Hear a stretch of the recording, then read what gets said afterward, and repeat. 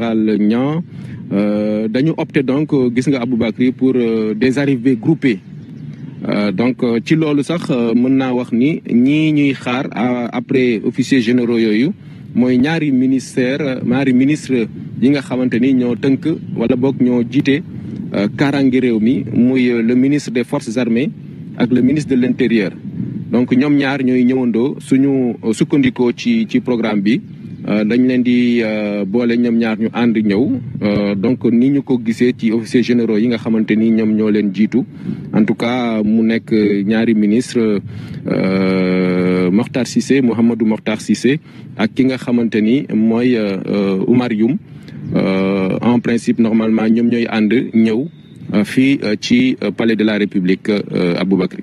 Effectivement, après donc l'arrivée des généraux, il est attendu, comme vous l'avez dit, celle du ministre de l'Intérieur, Mouhamadou Mokhtar Cissé, en compagnie du ministre des Forces armées, Maître Oumar Youm, qui ne vont pas tarder donc à faire leur entrée ici au palais de la République. Et après eux, on aura également l'arrivée des présidents d'institutions. Voilà, voilà. Dans un instant, nous allons assister à l'arrivée groupée de monsieur le ministre. Il s'agit de monsieur le ministre, directeur du cabinet du président de la République, et de monsieur le ministre, secrétaire général de la présidence. Arrivée groupée de monsieur le ministre.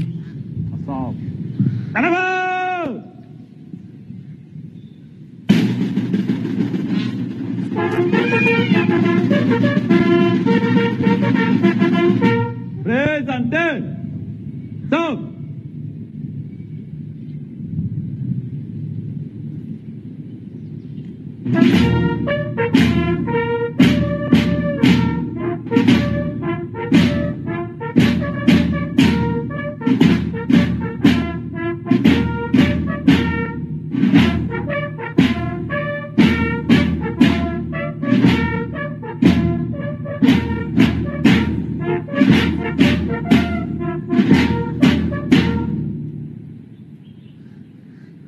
Voilà, mu ngi donc ministre de l'intérieur Mouhamadou Mokhtar Cissé mi denk biir réew mi mu ñëw nag ànd ak Omar ñaari collaborateurs yu yees yi nga xam ni bokk na ci ñi ñi njëkk tabb ci régime son excellence Bassirou Diomaye Faye mu di Mary Teuw Niane directeur de cabinet du président de la République mais également Oumar Samba Ba secrétaire général de la présidence de la République. Voilà mu wute kon li ñu annoncé ci programme bi. ndax dañ ne woon ministre de l'intérieur la ak MFA ministre des forces armées mais donc comme ni ñu ko gisee les nouveaux ministres directeurs de cabinet et ministre secrétaire général ñoom ñoo ànd ak ministre de l'intérieur kon ci arrivée boobu nga xamante ni dund nañ ko léegi nag su fekkente ni ne sukkandiku nañu ba léegi ci programme bi donc dinañu assister à l'arrivée des présidents d'institutions donc ñoom it dafa naa ni arrivée groupée lay nekk suma juumul on attendra de voir mais ci programme bi en tout cas loolu la ñu prévoir mu nekk président des institutions président Assemblée nationale premier ministre président conseil économique social et environnemental présente au Conseil des collectivités territoriales en principe ñoom ñoo ci war a topp bu ñu yegsee nag ñoom si la njiitu réew mi président Bassirou Diomaye Faye di yegsi 10 heures en principe ngir rek ñu tàmbali cérémonie bi.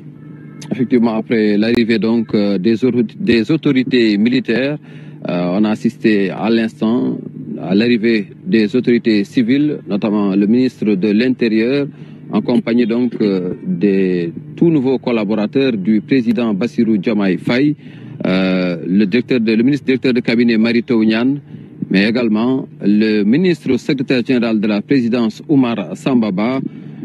Il s'en suivra donc l'arrivée des présidents d'institutions, comme vous l'avez annoncé.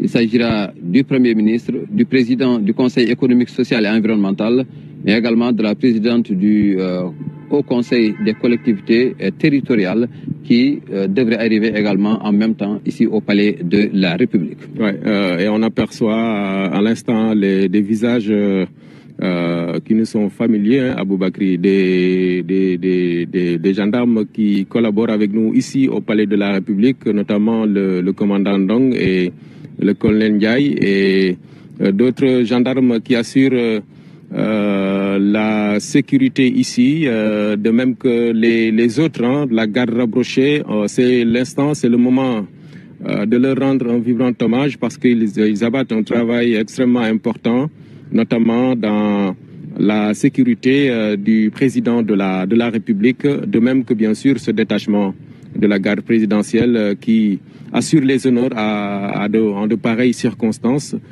Donc c'est le moment, puisque c'est la fête des forces armées aussi, c'est l'occasion pour nous de leur souhaiter une excellente fête aujourd'hui, 4 avril, Aboubakri. Effectivement xam nga feetu 4 avril mooy dañuy màggal bés bi nga xam ni ci la Sénégal moom boppam mu di fête boo xam ni Sénégal yëpp ko bokk waaye nag ñi nga xam ni ñooy takk der yi ñu am ci cër bu am solo rawatina nag tey ci li nga xam ni mooy levée des couleurs mu am benn détachement donc de la garde présidentielle boo xam ni mu am honneur tey amal li nga xam ni mooy am fii ci palais de la République mooy honneur yi ñu war a delloo njiit réew mi di son excellence Bassirou Diomaye Diakhar Faye.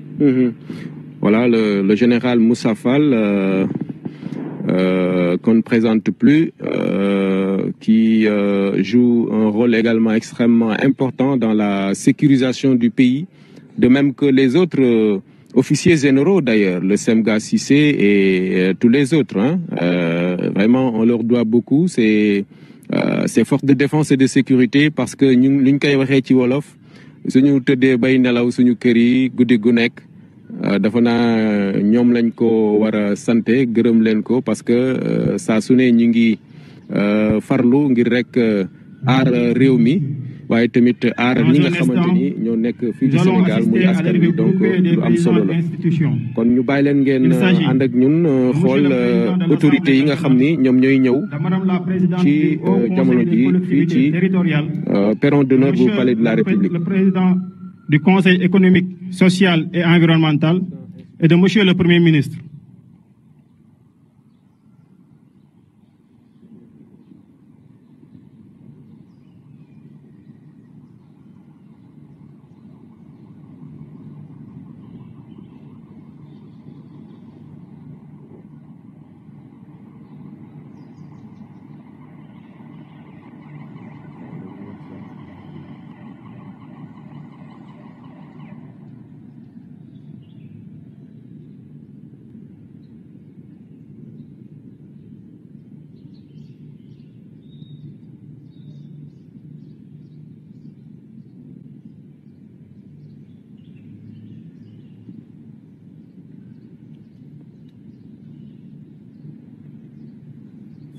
ki nga xam ni mooy maître de cérémonie bi mu ngi doon donc annoncé arrivée premier ministre mu war a ànd ak présidente conseil au conseil des collectivités territoriales ak ki nga xam ni mooy président conseil économique social et environnemental. Voilà muy institution yi nga xam ni ñoom ñoo ngànk réew mi ginnaaw président de la république nga xam ni moom moo jiitu ci institution yooyu la. kon ñeneen ñi topp ci moom muy président assemblée nationale ak conseil des collectivités territoriales président conseil économique social et environnemental ñooñu kon di institution yu am solo maître de cérémonie bi annoncé na dafa na premier ministre ak président conseil économique social et environnemental donc su fekkee jàppandi na dafa naa dinañ leen gis ñu yagsi fii ci palais de la République bala président de la République Bassirou Diomaye Faye di yagsi ndax noonu lañ ko tëralee ci doxalinu cérémonie bi muy lu am solo Aboubakri ñi ngi doon waxtaan ci rôle bu am solo bi nga xam ne force de défense et de sécurité yi ñu ngi koy joué ci suñu réew muy loo xam ni baax na ñu koy fàttali waaye tamit di leen ci sant di leen gërëm ci seen taxawaay. di fàttali également que thème ren bi d'ailleurs ci loolu la jëm mu di le rôle des forces armées dans la cohésion nationale te démb njiitu réew mi ci discours bi nga xam ni mooy discours bi mu njëkk amal fàttali na ko mooy li muy woote mooy jàmm li muy woote mooy Sénégal ànd doon benn ñu ànd juboo donc daa di doxal te li muy mandargal rek instant bi ni mooy que ni état continuité la ndax président d'institution yi nga xam ne tudd nañ leen sànq ci régime président Macky Sall lañ leen fale woon tey ñu war a mën a ñëw teewee lii nga xam ni mooy première donc levée des couleurs bu njiitu réew bu bees di Bassirou Diomaye Faye li ñu wax rek les hommes passent les institutions demeurent mu di lu am solo également ci taarixu Sénégal. waaw noonu la état tëddee ba tax kon loolu sax moo waral gis nga gis teewaayu. Mesdames et messieurs, arrivée des présidents d'institutions.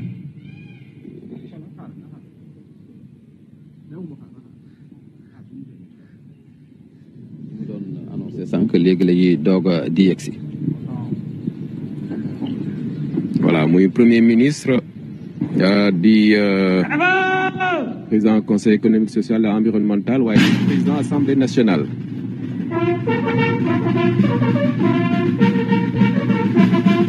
Présentez ça.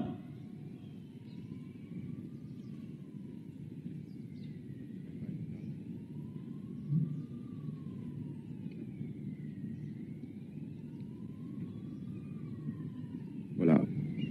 Monsieur Amadou Mame Diop.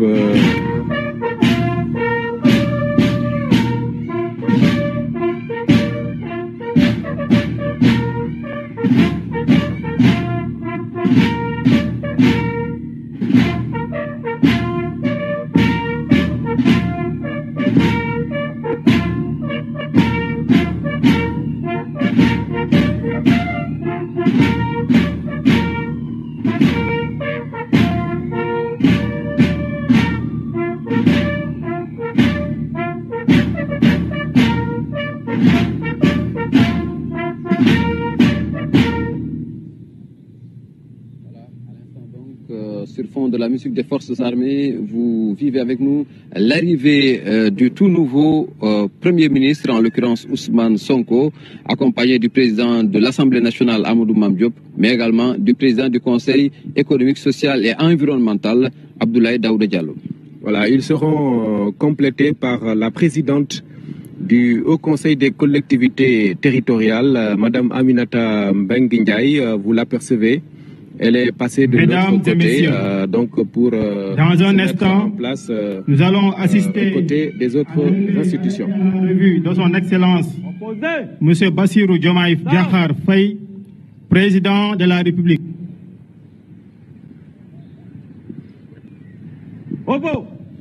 Voilà. Donc le maître de cérémonie qui vient d'annoncer l'arrivée imminente du président de la République, Bassirou Diomaye Diakhar Faye, qui dans quelques instants donc va arriver ici au Palais de la République et ça va marquer donc le début de la cérémonie solennelle de levée des couleurs ici au Palais de la République. Voilà, c'est dans quelques poignées de secondes, on va dire, parce que il est 10h moins 2. Dans 2 minutes plus précisément, vous allez apercevoir le président de la République, son Excellence Bassirou Diomaye Diakhar Faye, ici, qui va rejoindre l'assistance, la mise en place déjà prête pour assister, diriger, lui le président, cette cérémonie de levée des couleurs symbolique de la célébration de la fête de l'indépendance de notre pays, 74e du genre Aboubakri. Effectivement, le président de la République va donc à son arrivée passer en revue le détachement de la garde présidentielle avant donc d'assister à la levée des couleurs jusqu'au mât. Et ensuite, il viendra donc saluer les autorités présentes ici au Palais de la République pour assister à cette cérémonie solennelle de levée des couleurs. Voilà, léegi rek kon ngeen gis président Bassirou Diomaye Faye yegsi na fii ci Palais de la République di ngeen gis maître de cérémonie bi annoncé ko léegi ndax 10 heures pile la waroon dugg si fii 10 heures nag daanaka moins 1 minute léegi rek ngeen gis ko mu yegg si kon jaar ci tapis rouge bi ñu rendre ko les honneurs. Voilà ñu bàyyi ak maître de cérémonie. Revue de son excellence Monsieur Bassirou Diomaye Diakhar Faye, président de la République.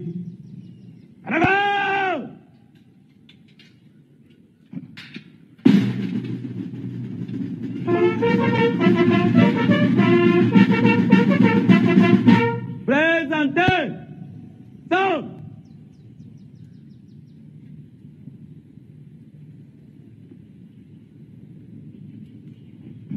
Voilà, le chef de l'État habillé en tenue traditionnelle, une tenue assez symbolique parce que c'est la fête de l'indépendance. lii day firndeel rek ni moom li mu doon wax démb lu mu gëm la moo di nañu fexe ba wane ni moom suñu bopp.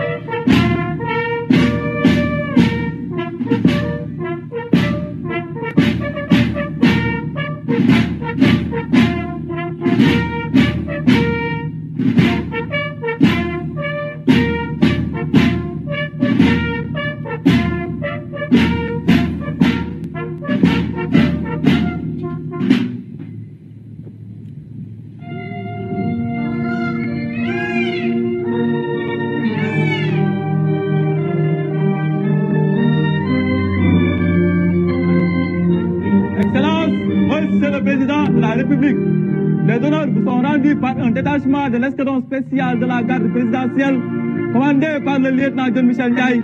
À vos ordres, Monsieur le Président de la République.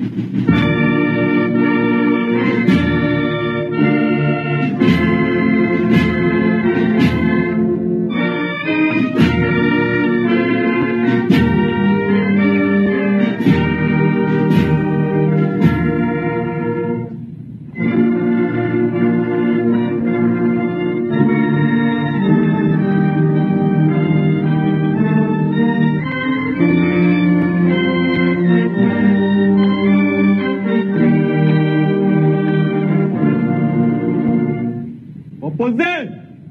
Stop.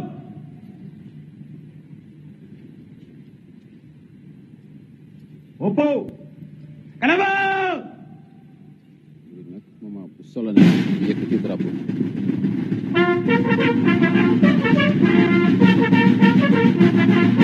Présentez. Stop.